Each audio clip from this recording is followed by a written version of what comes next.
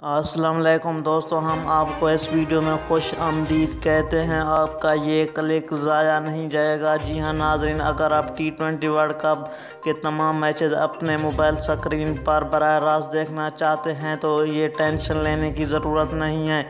जी हाँ, मैं आपको सिंपल स्टेप्स बताता जाऊंगा। आपने वैसे ही करना है। सबसे पहले आपने प्ले स्टोर में जाना है, वहां पर सर्च टैब में टाइप करना है दराज ऐप। दराज ऐप सर्च करने के बाद उसे इंस्टॉल कर लेना है अपने मोबाइल पे, और इंस्टॉल करने के बाद आप फ्री फुल HD लाइव मुकाबला फ्री ऑफ कॉस्ट वो भी अपने मोबाइल पर देख सकते हैं।